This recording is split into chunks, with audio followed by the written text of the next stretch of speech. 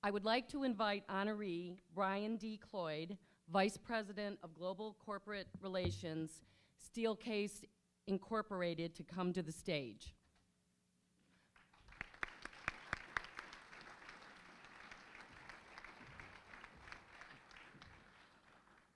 Brian Cloyd has distinguished himself as a corporate leader and a champion of positive personal, community, and corporate relations throughout his 36-year career with Steelcase Incorporated, the Grand Rapids-based global leader in the office furniture industry.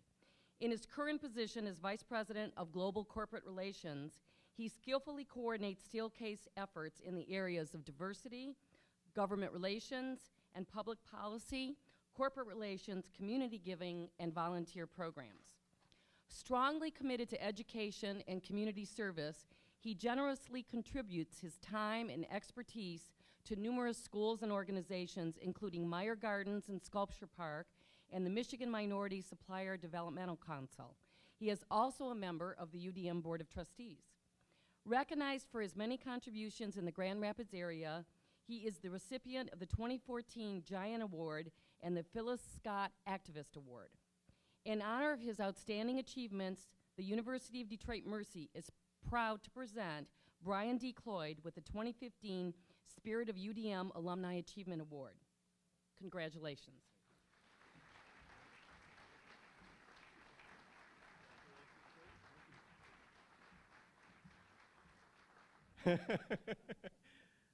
So, first of all, I'd like to thank the Spirit of Detroit Selection Committee, as well as the University Committee for this wonderful award.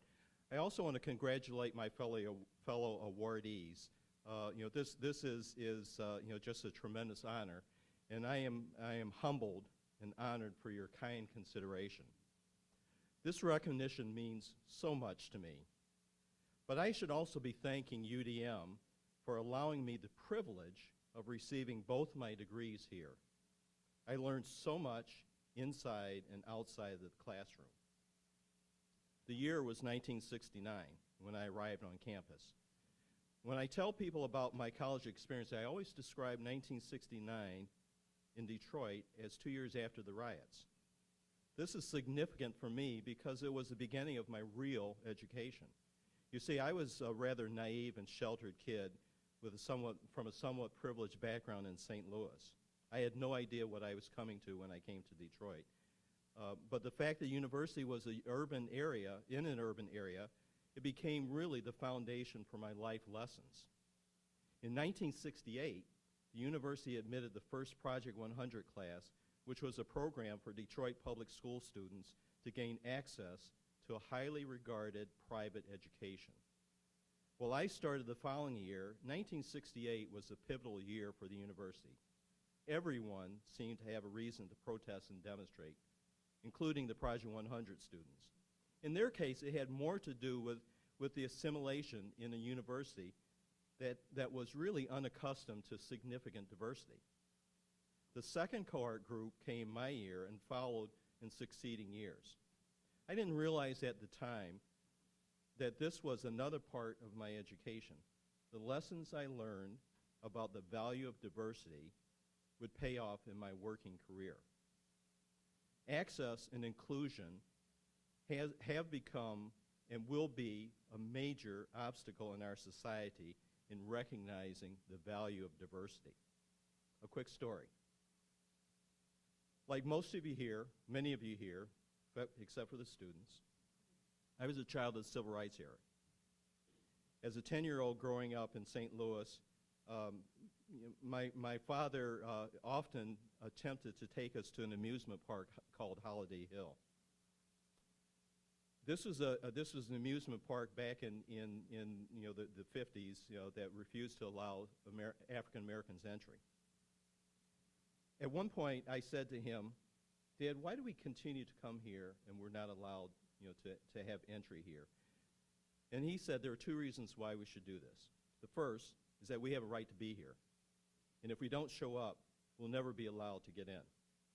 And the second reason is that when the doors open, even a crack, we have to be prepared to kick the door open and to make sure that we all can enter. I should also note that as a dorm director during my college experience, I was in the graduate residence, and at the time most of the students were from other countries. This was another experience that I had working with students, and that significantly increased my cultural awareness and competency that played, again, a major role in my experience as working with a global company. Now, my classroom experience, or what I refer to as the user experience, was nothing short of amazing. From classes on the theology of women, to that coffee house class from 8 o'clock to 11 o'clock in the evening, exploring many aspects of contemporary life, my favorite classes in Renaissance history, and even business classes I took to round out my liberal arts education. They all had one thing in common, which was the focus on Jesuit values and critical thinking. These were my guiding principles throughout my career. Perhaps the signature learning experience for me was the 6-credit-hour course taught by the fathers O'Malley, McGovern, Porter, and Rulon: history, philosophy, English, and theology. We worked our butts off in this class. But the learning from those 4 brilliant scholars was unmatched. My mantra from that time as I faced difficult situations in my career was, think like a Jesuit. Unfortunately, I didn't have the experience of the Sisters of Mercy, but I did have an experience with what I refer to as my Sister of Mercy. Her name was Mary Helen Washington, and she taught African American studies. Her strength and intellect has been a major influence in my corporate and community work.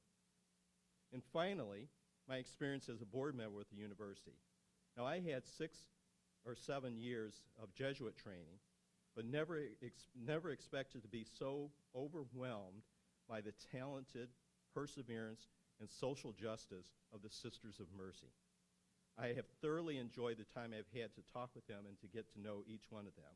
And now my mantra is, think like a Mercy. I want to conclude by giving a shout out to my family and friends who join me tonight, especially my wonderfully talented sons, my sister, my brother-in-law, my brother from another mother and his wife at the table right in front of me, John and Nancy Kennedy. And last but not least, I want to thank Maria Ward, wherever she is. Maria Ward helped organize this event, but 46 years ago, she facilitated a freshman orientation group that I was in, where I met my amazing wife. This would not be possible today without the day that I met my wife, Aggie Kempker Cloyd, BA 73, Law 77. So thank you very much.